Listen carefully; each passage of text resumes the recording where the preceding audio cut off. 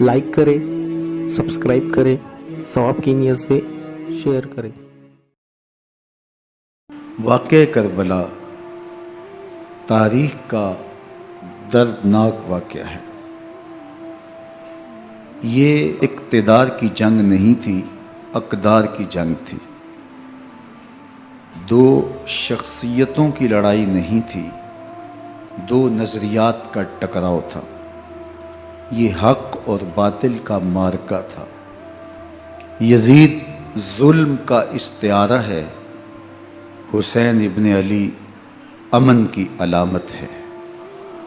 یزید جبر کا پتلا ہے، حسین صبر کا پیکر ہے۔ یزید اپنی بدطینت فطرت اور اپنی طبع ناہموار کے باعث دنیا پر ذلت و رسوائی، ظلم، جبر، جور و زیادتی کی علامت بن کے ابھرا، اور حسین ابن علی رضی اللہ تعالی عنہ حق و صداقت کا نشان بن کے ابھرا۔ کربلا کے تپتے ہوئے ریگزار میں حسینی اور یزیدی دو کردار سامنے آتے ہیں۔ اقبال نے کہا تھا، موسیٰ و فرعون و شبیر و یزید، ایند و قوت از حیات آید پدید، زندہ حق از قوت شبیری است، باطل آخر داغ حسرت میری است، سرخ رو عشق غیور از خون او، شوخی ای مصرع از مضمون او، تا قیامت قطع استبداد کر، موج خون او چمن ایجاد کر۔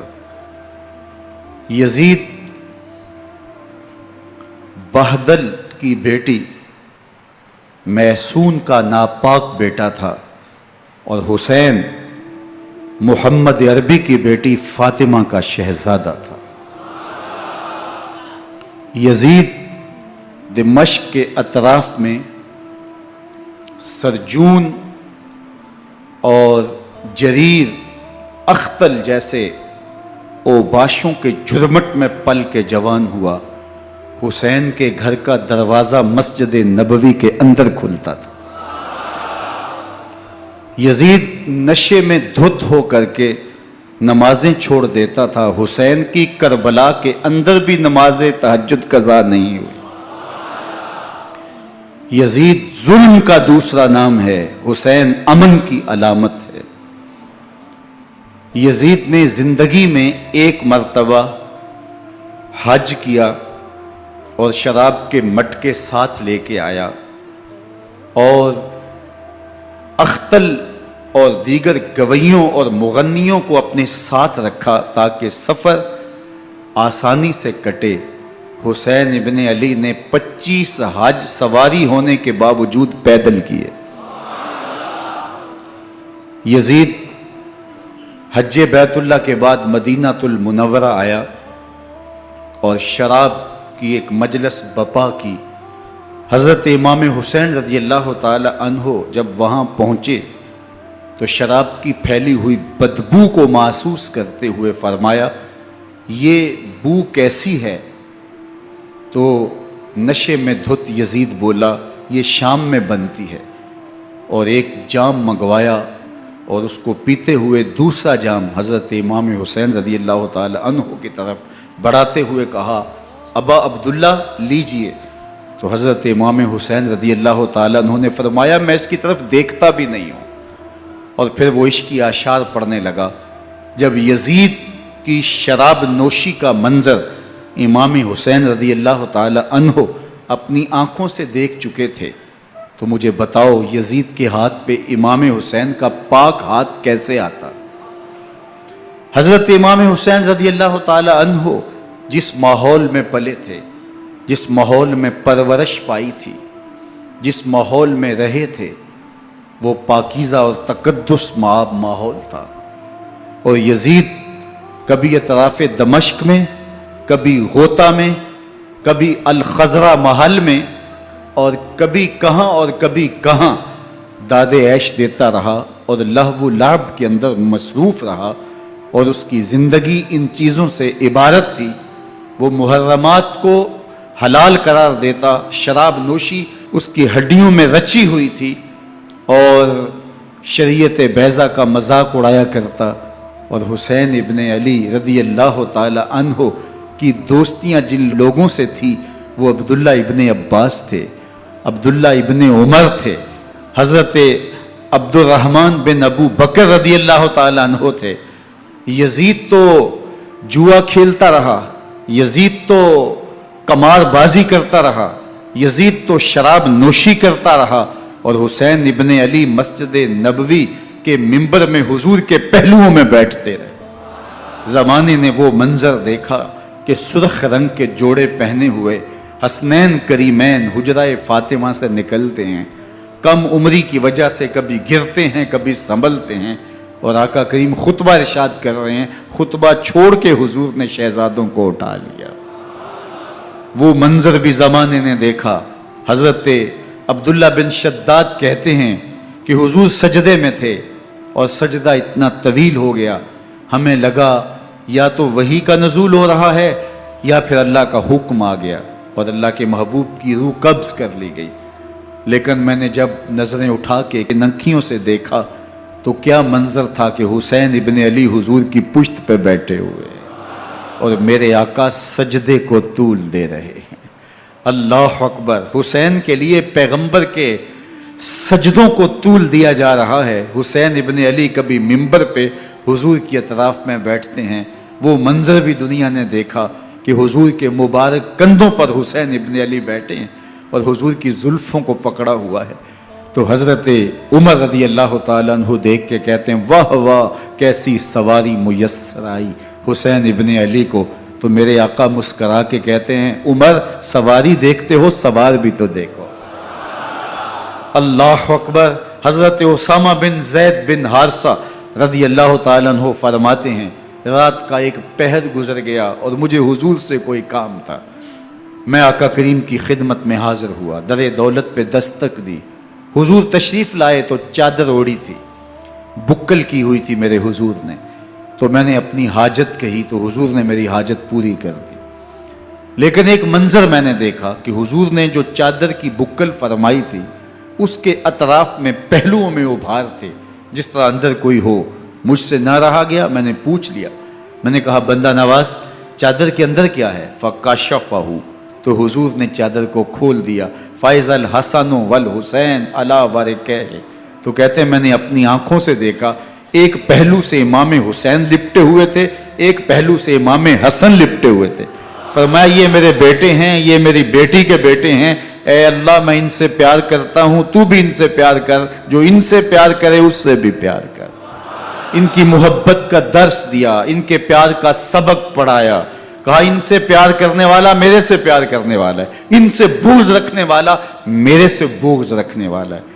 ان کی تکلیف حضور کو بے چین کر دیتی تھی۔ حضرت سیدہ فاطمہ الزہرا رضی اللہ تعالی عنہ کے گھر کے قریب سے گزرے تو حضرت امام حسین کے رونے کی آواز آ رہی تھی، تو آقا کریم علیہ السلام نے فرمایا کہ فاطمہ حسین کو چپ کرواؤ، الا تعلمی ان بقاءہ یوزینی، تو جانتی نہیں حسین کا رونا مجھے دکھ دیتا ہے۔ حسین ابن علی کو حضور رونے نہیں دیتے تھے، ان کو دکھی نہیں ہونے دیتے تھے، کیونکہ رسول اللہ صلی اللہ علیہ وسلم جانتے تھے کہ یہ کتنے دکھ سہے گا، کتنی تکلیفوں سے گزرے گا اور کتنے مصائب سہے گا۔ زمانے نے وہ گھڑیاں بھی دیکھیں کہ حضرت حذیفہ بن یمان رضی اللہ تعالیٰ عنہ فرماتے ہیں کہ میں حضور کی خدمت میں نماز مغرب کی ادائیگی کے لیے حاضر ہوا، اور میں نے یہ اجازت خاص طور پہ اپنی ماں سے اس شرط پہ لی تھی کہ امی آپ مجھے اجازت دیں، میں حضور کی خدمت میں حاضر ہوتا ہوں، مغرب کی نماز بھی ادا کروں گا اور پھر حضور سے عرض کروں گا حضور میرے لیے اور میری ماں کے لیے بخشش کی دعا کر دیجئے۔ ماں نے اس شرط پہ اجازت دے دی اور میں حضور کی خدمت میں آ گیا، نماز مغرب ادا کی، سلام پھرا تو میرے دل میں آرزو تھی میں حضور سے عرض کروں حضور میرے لیے اور میری ماں کے لیے مغفرت کی بخشش کی دعا کر دیں، لیکن حضور عبادات میں، ذکر میں، نوافل میں ایسے مشغول ہوئے کہ میں آرزو رکھنے کے باوجود بھی عرض نہ کر سکا۔ خیر، نماز عشاء کا وقت ہوا، اذان پکاری گئی، حضور مصلی پہ آئے، نماز پڑھی، سلام پھرا، تو میرے دل میں پھر خیال آیا کہ ماں سے ایک نماز کی چھٹی لی تھی، نمازیں بھی 2 ہو گئیں، ماں نے جاتے پوچھنا ہے حضور سے میرے لیے اور اپنے لیے مغفرت کی، بخشش کی دعا کروائی تھی، تو کیا جواب دوں گا؟ اور حضور اٹھے اور کاشانہ اقدس کی طرف چل دیے۔ اب میرے دل میں یہ خیال رہ کے آ رہا تھا کہ ماں کو کیا جواب دوں گا؟ میں تو حضور سے بخشش و مغفرت کی دعا کروا ہی نہیں سکا۔ جب حضور چل پڑے تو غیر ارادی طور پہ میں بھی حضور کے پیچھے چل پڑا۔ چلنے میں تھوڑی سی رفتار تیز ہو گئی، جس سے قدموں کی آہٹ پیدا ہوئی۔ تو جب آواز پیدا ہوئی تو حضور نے رخ پھیرے بغیر فرمایا، من ھذا، میرے پیچھے پیچھے کون آ رہا ہے؟ پھر خود ہی کہا، حذیفہ تو نہیں؟ تو میرا دل دھڑک رہا تھا، قلت نعم، میں نے کہا جی حضور، میں حذیفہ ہوں۔ فرمایا، ما حاجتوں کا، غفر اللہ لک ولامک، کیا کام ہے؟ اللہ تجھے بھی بخش دے، تیری ماں کو بھی بخش دے۔ اب جو کام تھا وہ جنبش لب سے پہلے ہی ہو گیا، یہاں تو لفظوں کا سہارا بھی نہیں لینا پڑتا، وہ بند لبوں کی بولیاں بھی سنتے ہیں۔ اقبال بولا ہے، فروغت صبح آثار و دہور، چشم تو بینندائے ما فی الصدور، تیری نظر تو سینوں کے چھپے راز بھی دیکھتی ہے۔ تو کہا، ما حاجتوں کا، غفر اللہ لک ولامک، اللہ تجھے بخش دے، تیری ماں کی بھی مغفرت کر دے، کیا کام ہے؟ اب جو کام تھا وہ تو ہو گیا۔ تو میرے حضور نے ارشاد فرمایا، حذیفہ سنو، ابھی ایک فرشتہ آیا ہے جو اس سے قبل دھرتی پر پہلے کبھی نہیں آیا، آج پہلی مرتبہ اللہ سے اجازت لے کے 2 کام کرنے آیا ہے۔ ایک تو مجھے سلام کرنے آیا ہے، اور دوسرا خوشخبری دینے آیا ہے کہ آپ کی بیٹی فاطمہ جنتی عورتوں کی سردار ہے، اور حسن اور حسین جنتی جوانوں کے سردار۔ ایک طرف یزید ناپاک میسون کا پلیت بیٹا، اور ایک طرف محمد عربی کا نواسا، فاطمہ کے دودھ کا اثر، علی المرتضیٰ کے خون کی تاثیر، رسول اللہ صلی اللہ علیہ وسلم کے کندھوں پہ بیٹھنے والا۔ ایک دن حضور نے امام حسین رضی اللہ تعالیٰ عنہ کے ہاتھ پکڑ لیے اور ان کے پاؤں اپنے پاؤں پہ رکھے، اور پھر فرمایا، بیٹے آگے بڑھو، اور ان کے پاؤں حضور کی پنڈلیوں پہ آئے۔ پھر کہا، بیٹے اور آگے بڑھو، حتیٰ کہ ان کے پاؤں حضور کی رانوں پہ آئے۔ پھر فرمایا، بیٹا اور آگے بڑھو، تو ان کے پاؤں حضور کے مبارک بطن اقدس پہ آئے۔ پھر بازوؤں کو کھینچ کے اپنے قریب کیا اور حسین ابن علی کے منہ میں اپنی زبان رکھ دی، اور وہ اس طرح چوس رہے تھے جس طرح کھجور چوسی جاتی ہے۔ تو اللہ کے محبوب علیہ السلام نے حسین ابن علی کو اپنی زبان کا لعاب دہن دے کر کے، وہ شیر رحمت دے کر کے، وہ کوثر و تسلیم سے پاکیزہ تر آب رحمت عطا کر کے ان کی ہمیشہ کے لیے پیاس بجھا دی، تاکہ کل کربلا کے تپتے ہوئے ریگزار میں حسین ابن علی کو پیاس کی شدت تنگ نہ کرے اور پائے استقلال میں لغزش نہ آنے پائے۔ ان نازوں سے پالے ہوئے حسین کو، ان محبتوں سے پالے ہوئے حسین ابن علی کو امتحان بھی اتنے بڑے درپیش تھے۔ یاری تیری سونا پر ازمیشہ تیریاں اگ، سونا پرکھیا جامدہ ہے نال اگاں دے لگ۔ جتنا بڑا شخص ہوتا ہے اتنی آزمائشیں بھی بڑی ہوتی ہیں۔ پیغمبر رحمت کی آغوش میں کھیلنے والا، حجرائے فاطمہ کا جانشین، مصلی رسول کا وارث، منبر رسول صلی اللہ علیہ وآلہ وسلم پر حضور کے مبارک پہلو اور گود میں بیٹھنے والا حسین، حضور کی زبان چوسنے والا حسین، حضور کے کندھوں پہ سواری کرنے والا حسین، آقا کریم علیہ الصلوۃ والسلام کے مبارک سجدے کی حالت کے اندر حضور کی پشت پہ کھیلنے والا حسین، جس حسین کا دروازہ مسجد نبوی کے اندر کھلتا تھا اور یزید کی کرتوتوں کے چشم دید گواہ تھے۔ یزید جب تخت نشین ہوتا ہے تو اسے یہ فکر ہوتی ہے کہ امام حسین، عبداللہ بن زبیر، عبداللہ بن عمر، عبداللہ ابن عباس یہ میری بیعت کریں. اور وہ ولید بن عقبہ کو لکھتا ہے کہ ہر صورت میں ان کی بیعت لو، اور اگر بیعت نہ دیں تو سختی کرو. حضرت امام حسین رضی اللہ تعالی عنہ کو بلاوا آتا ہے کہ آپ کو دارالامارت میں گورنر ہاؤس میں بلایا جا رہا ہے. ولید بن عقبہ کا پیغام آپ کو پہنچتا ہے. آپ اس وقت فرماتے ہیں کہ اس وقت جو پیغام پہنچا ہے وہ کسی خطرے سے خالی نہیں ہے. تو کچھ سواروں کو ساتھ لیا، کہا تم دارالامارت کے باہر کھڑے رہنا، اگر میری آواز بلند ہوئی تو اندر آ جانا، ورنہ تم انتظار کرنا. آپ اندر گئے. ولید بن عقبہ نے مروان کو بھی بلایا تھا. مروان بن حکم یہ گورنر مدینہ ولید سے پہلے رہ چکا ہے، تو اس نے مشورہ دیا کہ سختی کی جائے. خیر ولید بن عقبہ نے کہا کہ یہ خط ہے، حضرت امیر معاویہ کا انتقال ہو گیا اور یزید تخت نشین ہوا ہے، لہٰذا وہ آپ سے بیعت کا مطالبہ کرتا ہے. تو حضرت امام حسین رضی اللہ تعالیٰ عنہ نے فرمایا کہ میرے جیسا شخص یوں چھپ کے بیعت نہیں کر سکتا. اور آپ واپس پلٹے. مروان بن حکم نے ولید بن عقبہ کو کہا کہ یہ موقع ہے جانے نہ دیا جائے، اگر یہ نکل گئے تو دوبارہ تم قابو نہیں پا سکو گے اور انہیں یہیں قتل کر دیا جائے. حضرت امام حسین رضی اللہ تعالیٰ عنہ نے یہ بات سن لی. کہتے ہیں حضرت امام حسین انہی قدموں کے بل واپس پلٹے اور مروان بن حکم سے مخاطب ہو کے کہا، مروان کیا بول رہا ہے؟ وہ خاموش ہو گیا. فرمایا تو جانتا نہیں ہم کون ہیں؟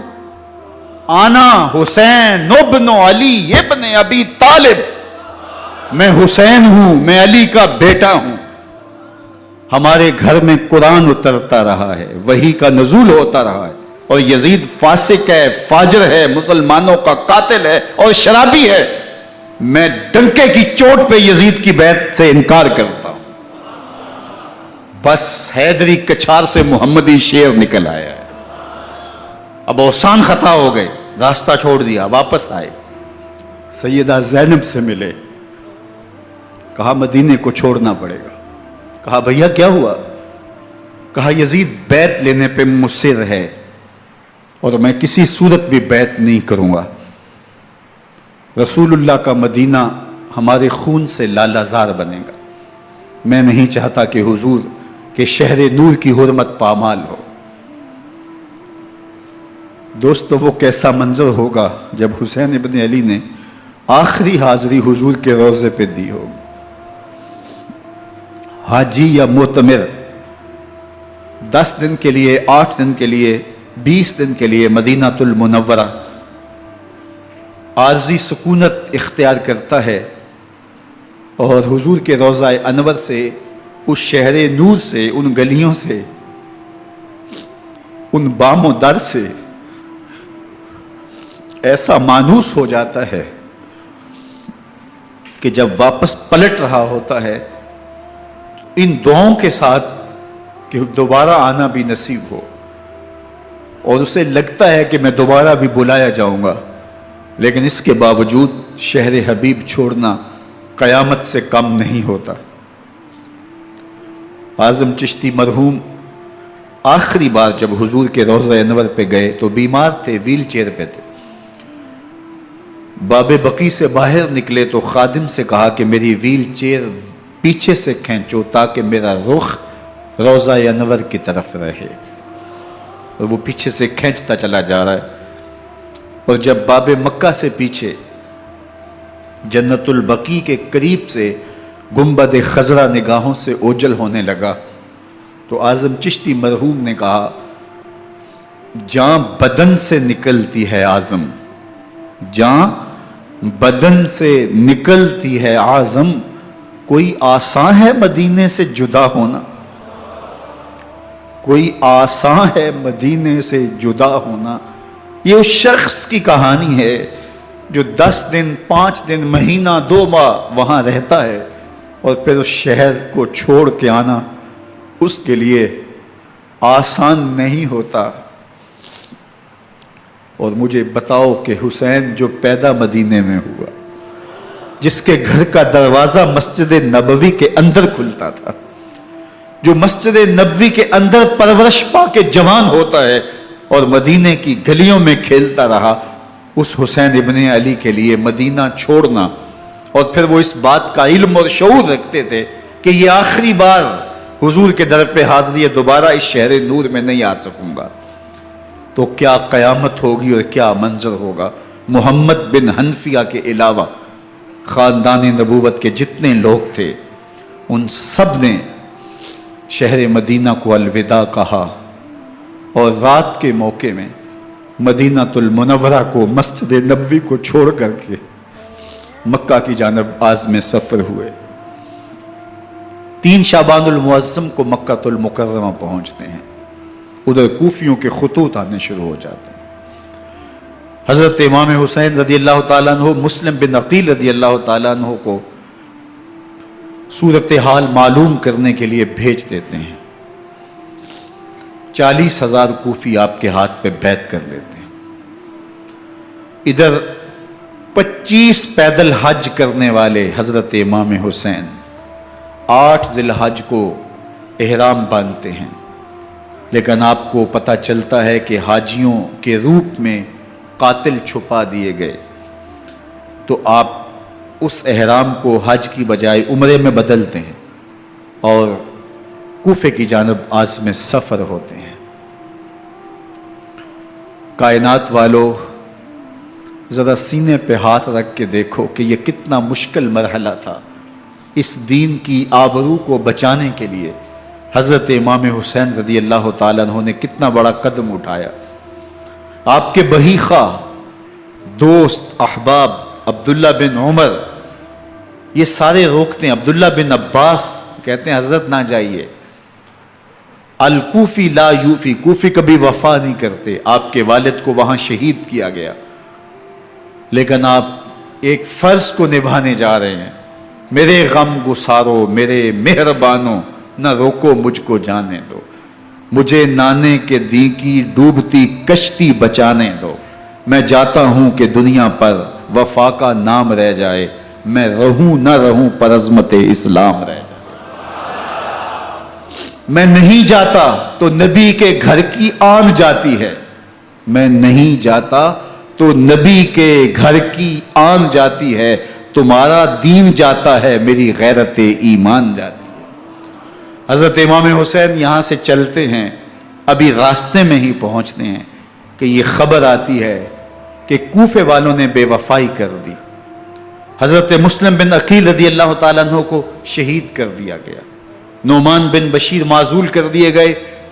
ابن مرجانہ ابن زیاد وہاں متعین کر دیا گیا، جو سخت گیر شخص تھا، اور اس نے لوگوں کو ڈرایا، دھمکایا، اور کوفے کے لوگوں کے دل بدل گئے اور وہ بیتیں توڑنے لگے. وہ منظر مسجد کوفہ کا کتنا دلگداز تھا. جب امام نماز کے لیے کھڑے ہوئے تو 40,000 لوگ آپ کے پیچھے تھا. جب سلام پھیرا اور امام نے دیکھا کہ پیچھے لوگ نہیں ہیں، پھر لوگوں نے اپنے دروازے بھی بند کر لیے. رات کی تنہائیاں ہیں اور حضرت مسلم بن عقیل کو کوئی پناہ دینے والا نہیں. لوگوں نے دروازے بند کر لیے کہ کہیں ہمارے گھر میں نہ آ جائیں اور ہم مشقت اور حکومتی تشدد کا شکار نہ ہوں. کتنا دردناک لمحہ ہے حضرت مسلم بن عقیل رضی اللہ تعالیٰ عنہ پہ. اور پھر حضرت مسلم بن عقیل بے دردی سے شہید کر دیے جاتے ہیں. آپ ابھی راستے میں ہیں، یہ ساری کہانی پہنچتی ہے کہ حضرت مسلم شہید کر دیے گئے اور بے دردی سے شہید کر دیے گئے. وہ جنہوں نے خط لکھے تھے کہ ہم آپ کے ساتھ ہیں اور ہم منتظر ہیں، چشم بڑا ہیں، آپ کے قدموں کی چاپ سننے کے لیے بےتاب ہیں، آج انہوں نے بیتیں توڑ دی. 40,000 کوفی منحرف ہو گئے. مسجد کوفہ کا وہ منظر کس قدر روح کو تڑپا دینے والا تھا. ہم پچھلے سال عصر اور مغرب کے درمیان جب کوفہ پہنچے تو سورج ڈوبنے کے قریب تھا. میں نے اپنی زندگی میں اتنا اداس موسم کہیں نہیں دیکھا جتنا اداس موسم کوفے میں دیکھا. ایسے لگتا تھا جس طرح کوفے کی آب و ہوا آج بھی شرمندہ ہے. جو مسلم بن عقیل اور خاندان نبوت کے ساتھ اہل کوفہ نے کیا، حضرت امام حسین رضی اللہ تعالیٰ عنہ کو ان کے بہی خواہوں نے، اعزا نے، اقربا نے، دوستوں نے، آوان و انصار نے، ساتھیوں نے کہا کہ حضرت حالات یکسر تبدیل ہو گئے، اب ہمیں مراجعت کر جانی چاہیے، واپس پلٹ جانا چاہیے. تو حضرت امام حسین کافی سوچ بچار میں رہے. پھر اس کے بعد آپ نے فیصلہ کیا کہ ہم آگے بڑھیں گے. دوستوں نے کہا کہ حضرت اگر آپ آگے بڑھیں گے تو ہمیں لگتا ہے کہ وہ آپ کے ساتھ سلوک اچھا نہیں کریں گے اور آپ بچوں کے سامنے پیاسے شہید کر دیے جائیں گے. تو حضرت امام حسین رضی اللہ تعالیٰ عنہ نے وہاں ایک خطبہ ارشاد فرمایا کہ لوگوں تم جو مجھے بتا رہے ہو مجھے اچھی طرح معلوم ہے، جو تم مجھے منظر پیش کر رہے ہو وہ میری نگاہوں میں ہے، اور جو کچھ ہونے والا ہے چشم تصور وہ منظر دیکھ رہی ہے. چونکہ حضرت امام حسین رضی اللہ تعالیٰ عنہ کی شہادت کی خبر حضرت امام حسین کے پیدا ہوتے ہی خاندان نبوت میں عام تھی. حضور علیہ الصلوۃ والسلام کو یہ بات جبریل امین نے آ کے بتائی تھی جب حسین ابن علی کے ساتھ حضور محبت کا اظہار کر رہے تھے. تو یہ جبریل امین نے آ کے کہا تھا حضور آپ کا یہ بیٹا ارض طف میں شہید کر دیا جائے گا، اور کربلا کی مٹی لا کے حضور کو دی اور ام سلمہ کو حضور نے عطا کر دی. حضرت ام سلمہ کہتی ہیں کہ ایک دن میں سوئی تو خواب دیکھا کہ حضور کے مبارک بال بکھرے ہوئے ہیں اور سخت پریشان ہیں. تو میں نے کہا کہ حضور آپ کی یہ کیا حالت ہے؟ وَبِيَدِهِ قَارُورَةٌ، اور حضور کے ہاتھ میں ایک شیشی ہے، فِيهَا دَمٌ، جس کے اندر خون ہے. تو میں نے کہا حضور یہ کیا؟ فرمایا میں قتل گاہ حسین سے آ رہا ہوں اور یہ حسین ابن علی کا خون ہے. تو کہا 10 محرم کا دن تھا، دوپہر کا یہ منظر تھا، میں کیلولہ کر کے اٹھی، جب میں نے دیکھا تو وہ شیشی جس میں کربلا کی مٹی رکھی تھی وہ خون بن چکی تھی.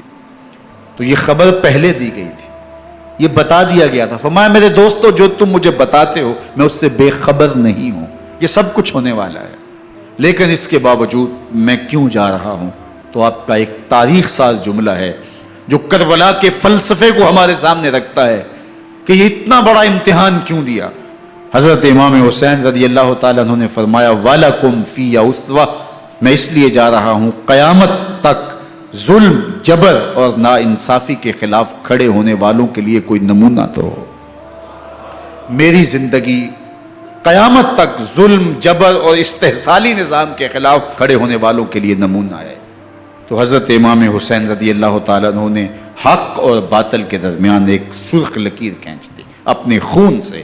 اب حق اور باطل کا امتیاز کرنا مشکل نہیں ہے، کوئی باطل پہ اڑا رہے تو الگ بات ہے، لیکن امتیاز کرنا مشکل نہیں ہے. حدود بالکل واضح کر دی. اقبال نے یہاں کتنی خوبصورتی کے ساتھ اس مضمون کو نبھایا. سرخ رو عشق غیور از خون او، شوخی این مصرع از مضمون او، تا قیامت قطع استبداد کر، موج خون او چمن ایجاد کر. ایک جہاں آباد کر دیا، حق اور باطل کی راہیں اجال دی. اب لوگوں کو یزید کا چہرہ پہچاننے میں دیر نہیں لگتی. وقت کے ہر یزید کا چہرہ آسانی سے پہچانا جا سکتا ہے. یہ معرفت زمانے کو کروائی کس نے؟ حسین ابن علی نے کروائی رضی اللہ تعالی عنہ. تو حضرت امام حسین نے فرمایا کہ جو میرے ساتھ ہونے والا ہے میں اچھی طرح جانتا ہوں، لیکن میں اس کے باوجود آگے بڑھوں گا. پھر بڑھے اور کربلا میں جا کے خیمہ زن ہو گئے. 7 محرم کو پانی بند کر دیا گیا. پانی بند ہوا تو کھانا بھی میسر نہیں تھا، لیکن ذکر پانی کا ہوتا ہے اس لیے کہ کھانے کے بغیر انسان کئی دن کاٹ لیتا ہے، لیکن پانی کے بغیر گزر نہیں ہوتی. تو فرات کی نہر سامنے اپنی موجوں کے ساتھ چمک رہی ہے، لیکن ایک قطرہ آب بھی آل رسول کو نہیں دیا جا رہا. کائنات کے اندر ایسے انوکھے امتحان بھی ہوتے ہیں. وارثوں ساقی کوثر کے، مالک ہوں حوض کوثر کے، اور بیٹے ہوں ساقی کوثر کے، اور آج ایک بوند پانی کی بھی میسر نہ ہو. صبر کا امتحان ہے، عظیمت کا امتحان ہے۔ حضرت امام حسین رضی اللہ تعالیٰ عنہ خیمہ زن ہو گئے، 3 دن تک پانی بند رہتا ہے۔ 9 محرم کو رات کی تنہائی میں حملہ آور ہونا چاہتے ہیں، لیکن آپ نے کہا کہ ہمیں اللہ کے حضور عبادت اور ذکر کے لیے وقت دیا جائے۔ ساری رات ذکر میں گزرتی ہے، عبادات میں گزرتی ہیں۔ رات کے اندھیرے میں آپ چراغ بجھا دیتے ہیں۔ آوان و انصار کو کہتے ہیں کہ ان کی دشمنی میرے ساتھ ہے، انہیں میرا خون چاہیے، اگر تم رات کی تاریکی میں نکل جاؤ تو میں تم سے کوئی مواخذہ نہیں کروں گا، اور یہ بھی تمہارا پیچھا نہیں کریں گے، اس لیے کہ ان کا مطلوب تم نہیں ہو، ان کا مطلوب میں ہوں۔ جب چراغ جلایا تو کوئی بھی نہیں گیا۔ مسلم بن نوسجہ کھڑے ہو کے کہتے ہیں حضرت اگر ہمارے بدن کو 70 بار کاٹا جائے اور جلایا جائے اور ہواؤں میں اڑا دیا جائے پھر بھی آپ کا ساتھ نہیں چھوڑیں گے۔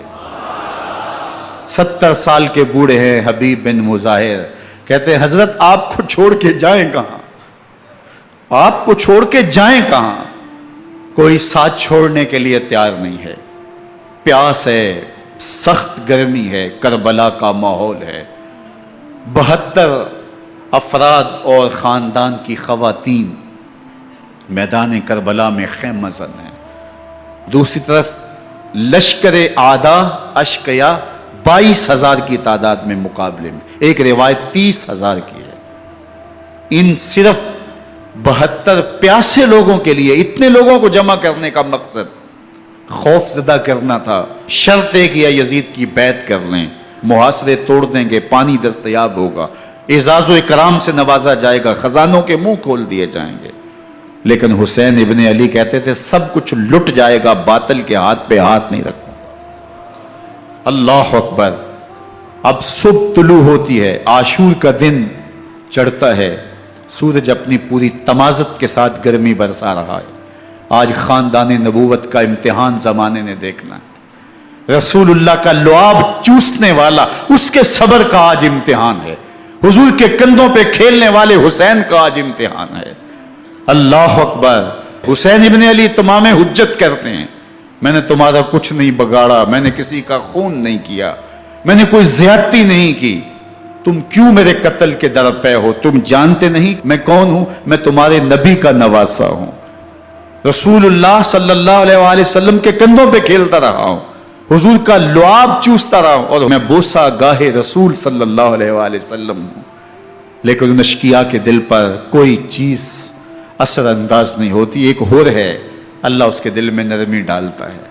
پہلے تو امام حسین کو گھیر کے لے کر کے آتا ہے، لیکن بعد میں وہ قافلہ یزید سے قافلہ حسین کی طرف آ جاتا ہے۔ امام حسین فرماتے تو دنیا میں بھی ہو رہے، آخرت میں بھی ہو رہے، آزادی مل جاتی ہے۔ باقی 22,000 کا لشکر جرار امام حسین کے قتل کے در پہ ہے۔ پھر تاریخ نے خاندان نبوت کا وہ انوکھا امتحان دیکھا۔ حضرت امام حسین کے بچے بالخصوص خواتین پیاس کی شدت میں حلق خشک ہے۔ حضرت سکینہ تڑپ کے اپنے باپ سے کہتی ہیں کہ مجھے 6 ماہ کے علی اصغر کی پیاس نہیں دیکھی جا رہی۔ بچے کو ہاتھوں پہ اٹھاتے ہیں اور نہر فرات کے کنارے پہنچ کے فرماتے ہیں اشقیاء سے مخاطب ہو کے تمہارا معاملہ میرے ساتھ ہے، اس 6 ماہ کے بچے نے تمہارا کچھ نہیں بگاڑا، اور چلو بھر کے اس کا حلق سیراب کرنا چاہتے ہیں۔ ایک 2 شاخہ تیر آتا ہے جو حضرت علی اصغر کے گلے کو چیر دیتا ہے۔ راوی لکھتے ہیں کہ وہ عام تیر نہیں تھا، جانوروں کو شکار کرنے کے لیے جو بڑے تیر ہوتے ہیں وہ 2 شاخہ تیر تھا۔ وہ گردن کو کاٹ دیتا ہے، خون بہنے لگتا ہے، گردن لٹک جاتی ہے۔ حضرت امام حسین وہ بہتا ہوا خون اپنے چلو میں لیتے ہیں اور آسمان کی طرف اچھال کے کہتے ہیں مالک حسین کی یہ قربانی بھی قبول فرما۔ یہ تماشا لبے بام نہیں ہے، بچہ بیمار ہو ڈاکٹر جواب دے دیں، ماں باپ کے ہاتھ پھول جاتے ہیں، زندگی کی سانسیں ابھی چل رہی ہوتی ہیں، لیکن ڈاکٹر کہے کہ یہ میرے بس کا روگ نہیں ہے، کہیں اور لے جاؤ، تو زندگی کا لف و نشر غیر مرتب ہو جاتا ہے۔ میں سلام پیش نہ کروں حسین ابن علی کو، 6 ماہ کا علی اصغر ہاتھوں میں دم توڑتا ہے، گردن لٹک جاتی ہے، خون بہ رہا ہے، اب خیموں کی طرف بڑھ رہے ہیں، لیکن زبان پہ شکایت نہیں ہے، کہتے ہیں مالک حسین کی یہ قربانی قبول کر لے۔ اب خیموں کی طرف آنا، شہر بانو، ام رباب، سیدہ زینب، حضرت سکینہ سلام اللہ علیہا کا سامنا کوئی آسان کام نہیں تھا، لیکن حسین ابن علی آتے ہیں، شہزادے کو یہاں خیموں کے قریب رکھ کے کہتے ہیں کہ یہ حوض کوثر سے سیراب ہو گیا ہے۔ اللہ اکبر، کوہرام مچ جاتا ہے خیموں کے اندر، کیا منظر ہوگا، اور ان کو کن الفاظ کے پیرائے میں ڈھال کر کے ان کیفیات کو بیان کیا جا سکتا ہے جو اہل بیت کے خیموں کے اندر علی اصغر کی شہادت کے بعد کا منظر رقم ہو رہا ہوگا۔ اللہ اکبر، ادھر اشکیا آوازیں دے رہے ہیں، مبارزت کے لیے پکار رہے ہیں۔ زمانے نے پھر وہ منظر بھی دیکھا کہ جوان بیٹے کو 18 سال کی کمائی حضرت امام حسین میدان عمل میں بھیج رہے ہیں۔ وہ علی اکبر جو حسین کا نور نظر ہے، آنکھوں کا قرار ہے، دل کی تسکین ہے۔ اور پھر حضرت علی اکبر جب گھوڑے کی زین سے فرش زمین پہ گرتے ہیں تو باپ کو آواز دیتے ہیں، اور حضرت امام حسین جو ہے وہ آگے جا کے بیٹے کی لاش اٹھاتے ہیں۔ اللہ اکبر، 18 سال کے بیٹے کی لاش کو کندھوں پہ اٹھا کے خیموں تک لاتے ہیں اور ہاتھ پھیلا کے کہتے ہیں مالک حسین کی یہ قربانی بھی قبول فرما۔ کبھی قاسم بن حسن کی لاش اٹھا کے لاتے ہیں، کبھی اون و محمد کی لاشیں اٹھا کے لاتے ہیں، بتیجوں کی، بھانجوں کی، بھائی عباس کے کٹے ہوئے بازو اور زخموں سے چھدا ہوا لاشا۔ کیا کیا قیامتیں تھیں جو اس کربلا کے ایک میدان کے اندر نہیں توڑی گئیں۔ حضرت امام حسین پر دکھ پہ دکھ، تکلیفوں پہ تکلیفیں۔ اب 71 لاشیں اٹھا کے خیموں تک پہنچا چکے، اور ادھر مبارزت کی دعوت دی جا رہی، آؤ میدان عمل میں آؤ، اب دیر کیوں کر رہے ہو۔ رسول اللہ کا حرم، رسول اللہ کی شہزادیاں جو نازوں میں پلی تھی، وہ کلیاں جو شبنم کا بوجھ بھی گوارا نہیں کر سکتی تھی، آج مصیبتوں کے پہاڑ ٹوٹ گئے۔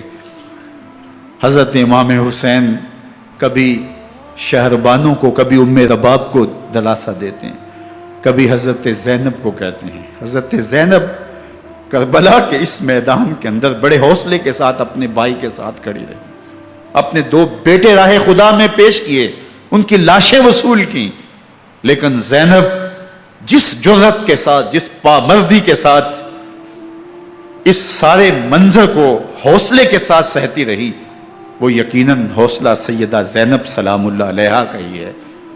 لیکن یہ وہ منظر تھا کہ زینب کا دل بھی ڈول گیا جب حسین ابن علی گھوڑے پہ بیٹھنے لگے، اور ان کو گھوڑے میں بٹھانے والا کوئی نہیں تھا، اور جو بھی سوار جاتا پھر واپس اس کی لاش ہی آتی اور حسین ابن علی لے کے آتے۔ آج حسین ابن علی جا رہے ہیں، زندگی کا سارا سرمایہ لٹ رہا ہے، حضرت زینب سلام اللہ علیہا سنبھل نہیں رہی۔ حضرت امام رضی اللہ تعالیٰ عنہ اٹھے اور آپ نے حضرت زینب کو صبر کی تلقین کی اور کہا کہ صبر ہی بہترین ذریعہ ہے اور اللہ کی قربت کا ایک بہترین سبب ہے، اور ان کو صبر کی تلقین کرتے ہوئے فرمایا کہ میرے بعد تم نے اس ذمہ داری کو سنبھالنا ہے، اور ان مخدرات اسلام کی، ان شہزادیوں کے پردے کی تم نے حفاظت کرنی ہے۔ اور پھر گھوڑے کی زین کس کے امام حسین لشکر اشکیا کی طرف بڑھتے ہیں۔ اب خیموں سے سسکیوں کی آواز آ رہی ہے، ان کا سردار، ان کا تاجدار آج سب کو چھوڑ کے کربلا کے میدان کی طرف بڑھ رہا ہے۔ جرم کیا کیا، قصور کیا کیا، اس نے کیا زیادتی کی کہ آج نیزوں اور انیوں کے مقابلے میں 22,000 کا لشکر حضرت امام حسین پہ ٹوٹ پڑتا ہے۔ آپ پھر اتمام حجت کرتے ہیں، میں نے کسی کو قتل نہیں کیا، خون ناحق نہیں بہایا، میرے خون کے درپے کیوں ہو، اپنی آخرت کیوں برباد کرتے ہو، تم جانتے نہیں میں کون ہوں، میں تمہارے نبی کا نواسا ہوں۔ لیکن ابن زیاد کہتا ہے مقابلے میں آؤ۔ پھر حضرت امام حسین رضی اللہ تعالیٰ عنہ مقابلے میں آتے ہیں، اور جب گھوڑے کو ایڑ لگا کے دشمن اشقیاء پہ ٹوٹتے ہیں تو پھر ایسا منظر ہوتا ہے کہ وہ بھیڑ بکریوں کی طرح آگے بھاگتے ہیں۔ 71 زخم کلیجے پہ لیے شجاعت کا یہ پیکر جب میدان میں آتا ہے، آواز آتی، یہ کون ذی وقار ہے، بلا کا شاہ سوار ہے، لباس ہے پھٹا ہوا، غبار سے اٹا ہوا، تمام جسم نازنی چدا ہوا کٹا ہوا، یہ نبی کا نور عین ہے، یہ بالیقین حسین ہے، یہ حسین ابن علی ہے رضی اللہ تعالیٰ عنہ۔ پھر چاند بادلوں میں گھر جاتا ہے، شامی ہنڈے تیر برساتے ہیں، تلواروں سے آپ کے بدن پر ضربیں لگاتے ہیں اور نیزوں سے آپ کے بدن کو پرو دیتے ہیں۔ جب آپ کا پیراہن بعد میں اتارا گیا تو آپ کے پیراہن میں 122 سوراخ تیروں کے تھے، 33 زخم تلواروں کے اور 34 گھاؤ نیزوں کے تھے۔ جب گھوڑے کی زین سے فرش زمین پر آئے، بدن چھلنی تھا، زخم زخم سے خون بہ رہا تھا، 3 دن کا پیاسا حسین، اللہ اکبر، بدن زخموں سے چور، 71 لاشیں کلیجے پہ لیے، مخدرات اسلام کے پردے کا خیال دل میں الگ ہے، لیکن گھوڑے کی زین سے جب فرش زمین پہ امام حسین آتے ہیں، زبان پہ ہائے نہیں، نالا و شیون نہیں، چیخ و پکار نہیں، آتے ہی پیشانی سجدے میں رکھتے ہیں اور پکارتے ہیں اللہم ردن بقضائک وصبرن علی بلائک تسلیما لامرک سبحان ربی العالی۔ مالک گھر لٹا کے، بچے لٹا کے، خاندان سب کچھ قربان کر کے، اپنے بدن کو زخموں سے چھلنی کروا کے، تیروں اور نیزوں کی انیوں سے اپنے آپ کو زخمی کروا کے، تیرے حضور سر جھکا کے یہ اقرار کرتا ہوں کہ حسین تیری تقدیر پہ راضی ہے، مالک تو بھی بتا، تو بھی حسین پہ راضی ہوا ہے کہ نہیں ہوا۔ آواز آ رہی ہے، اس پیاسے پر علی شیر خدا کو ناز ہے، اس نواسے پر محمد مصطفیٰ کو ناز ہے۔ اوروں نے بھی سجدے کیے پر اس کا عجب انداز ہے، اس نے وہ سجدہ کیا جس پر خدا کو ناز۔ حسین ابن علی رضی اللہ تعالیٰ عنہ کا سر انور دستے قاتل نے تب کاٹا جب وہ سجدے میں جھکا ہوا تھا۔ یزید نے کہا میں بیعت لوں گا، امام حسین نے کہا کبھی بھی نہیں دوں گا، یہ سر کٹ سکتا ہے جھک نہیں سکتا۔ سر کاٹ کے نیزے کی نوک پہ چڑھا دیا گیا اور یہ اس بات کا اعلان تھا کہ ہم جیت گئے اور حسینی ہار گئے، اور لشکر یزید میں غوغا مچ گیا، نقارے بجنے لگے کہ ہم جیت گئے، دیکھو امام حسین شہید کر دیے گئے، اور سر کاٹ کے نیزے کی نوک پہ چڑھایا گیا۔ لیکن لشکر یزید سے ہی آواز آئی یہ کیسا سر ہے جو کٹ کے بھی سر بلندی ہے، کٹ گیا ہے پھر بھی اونچا ہے، اللہ اکبر، یہ سر سجدے میں کٹا ہے، رب کے حضور عبادت کی حالت میں کٹا ہے۔ حسین آج بھی سجدے میں ہے، اللہ اکبر، حسین آج بھی سجدے میں ہے، بلکہ کٹے ہوئے سر کا رخ زمین کی جانب تھا اور کٹی گردن آسمان کی طرف، یوں نیزے پہ پرویا گیا۔ اللہ اکبر، ایک شاعر نے نقشہ کھینچا، بآنکھ سر نیزے پہ اور سوئے زمین ہے روح، یعنی سجدہ ثانی کی ہے آرزو۔ رکعت کے 2 سجدے ہوتے ہیں، ابھی ایک سجدہ ہوا تھا کہ دست قاتل نے سر کاٹ دیا، کہا حسین کی پیشانی میں دوسرے سجدے کی تمنا مچل رہی ہے۔ یہ تھا حسین ابن علی کا سجدہ، ساری زندگی رب کے حضور سجدہ قضا نہیں ہونے دیا۔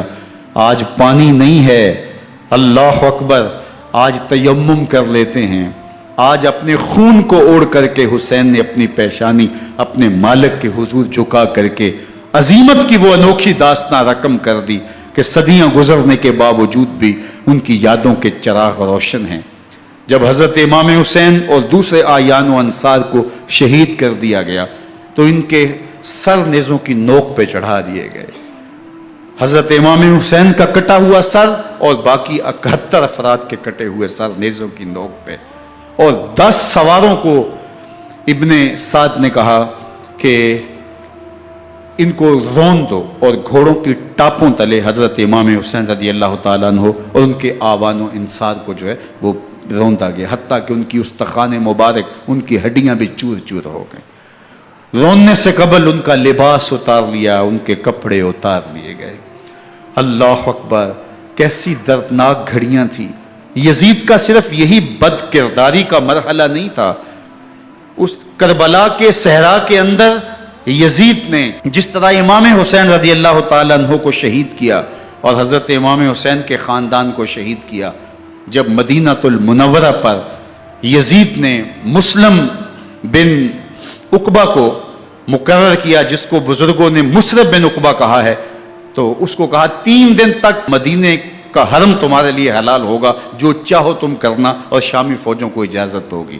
تو وہاں بھی انہوں نے 10,000 تابعین اور 700 صحابہ کو شہید کیا۔ حضرت ابو سعید خدری رضی اللہ تعالیٰ عنہ گھر سے باہر نکلے، کافی بوڑھے ہو چکے تھے، تو انہوں نے حضرت ابو سعید خدری کو پکڑ لیا، کہا تم کون ہو؟ کہا مجھے ابو سعید خدری کہتے ہیں۔ تو کہا ہاں تمہارا نام سنا ہے، اور داڑھی سے پکڑ کے کھینچا اور کہا کہ ہے تمہارے پاس جو ہمیں دو؟ تو کہا کہ میرے پاس تو کچھ بھی نہیں، میں تو فقیر آدمی ہوں۔ تو ان کے گھر ان کو لے گئے، تو 2 کبوتر رکھے تھے حضرت ابو سعید خدری نے، تو وہ کبوتر لوٹ کے لے گئے۔ اللہ اکبر۔ حضرت ابن سنان رضی اللہ تعالیٰ عنہ کو، جو حضور کے علم بردار تھے فتح مکہ کے دن، ان کو ستو پہلے پلائے اور پھر ان کی گردن کاٹی گئی، اور کہا یہ ہے وہ ستو جو تم زندگی میں آخری بار پیو گے۔ ایک گھر میں داخل ہوئی شامی فوج، تو ایک خاتون کے ابھی بچہ پیدا ہوا تھا، اور قابلہ نے، دائیہ نے وہ بچہ ماں کی چھاتی پہ لٹایا، اور وہ ماں کا پہلا دودھ پی رہا تھا۔ تو یہ جا کے کہنے لگے نکالو تمہارے پاس جو کچھ ہے۔ تو اس خاتون نے کہا تم جانتے ہو یہ بچہ کون ہے؟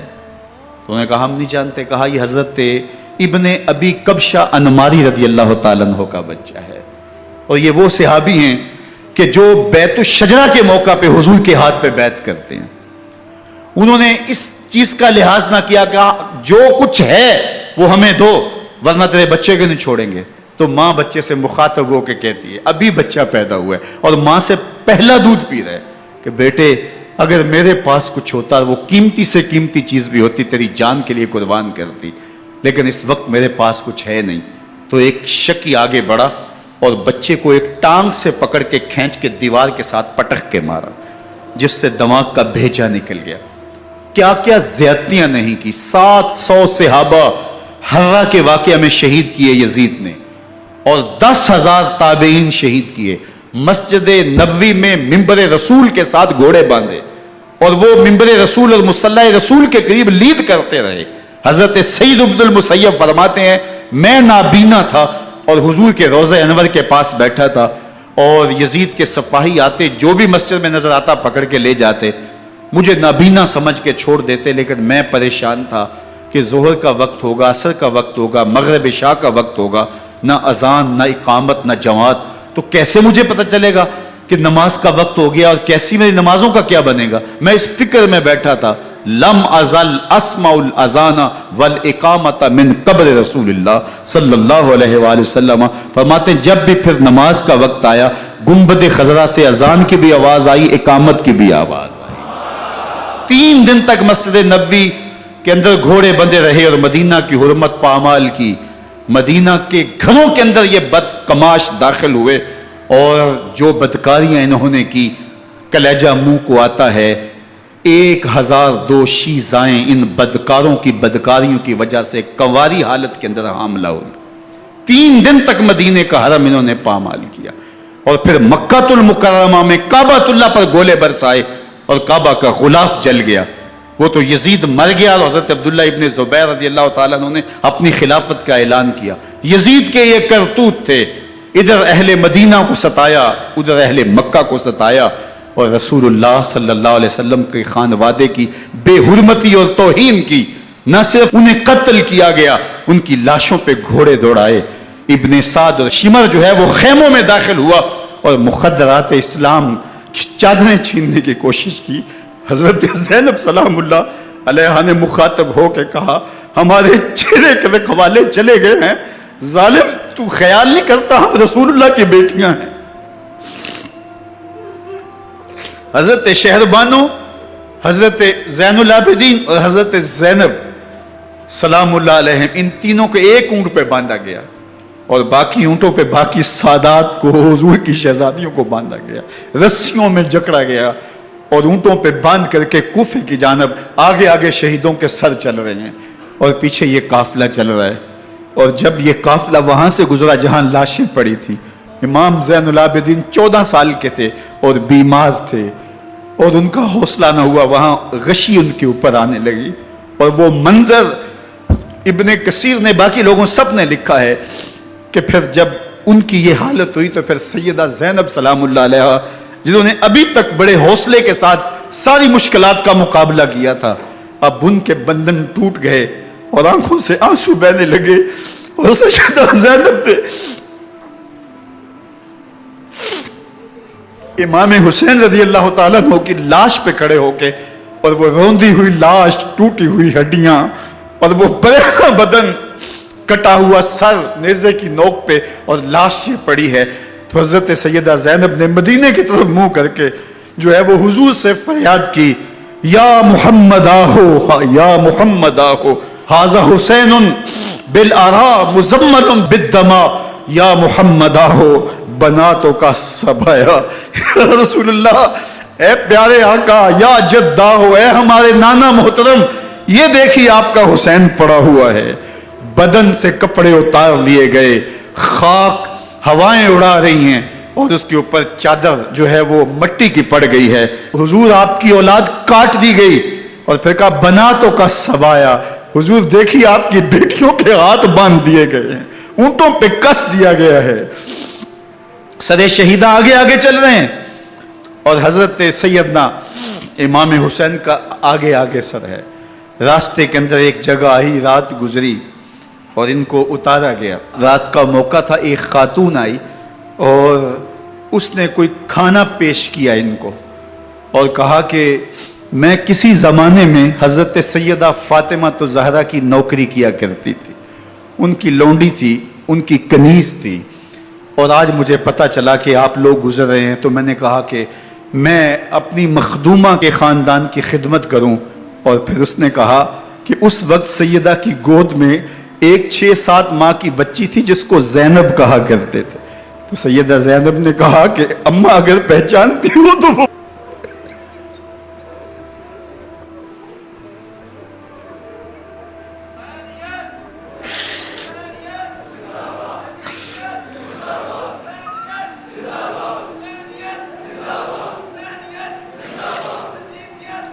یہ تاراج اور لٹا ہوا کارواں پھر وہاں سے کوفے میں کیسے پہنچا، اور کوفے کے اندر سیدہ زینب سلام اللہ علیہا نے وہ یزید کے دربار میں، ابن زیاد کے دربار میں وہ جرأت آمیز جو باتیں کہیں، اللہ اکبر، زینب کی زبان میں علی کی خطابت بول رہی تھی، اور پھر دشمن اور دوست سارے رونے لگے، اور وہ کیا دل گداز منظر تھے، اور پھر یہ سروں کا قافلہ اور سادات کرام کا مشکیں کسی ہوئی ہیں اور اونٹوں پہ باندھے ہوئے، ان کو وہاں سے پھر قادسیہ، اور قادسیہ سے پھر دمشق یزید کے دربار میں پہنچایا گیا، اور وہاں سے یہ لٹے ہوئے خانمہ برباد تاراج لوگ مدینہ المنورہ میں کیسے پہنچے، اور اہل مدینہ نے کیسے استقبال کیا، اور وہ منظر کتنا دلگداز تھا جب اہل مدینہ زینب سے پوچھتے تھے زینب حسین کہاں ہے،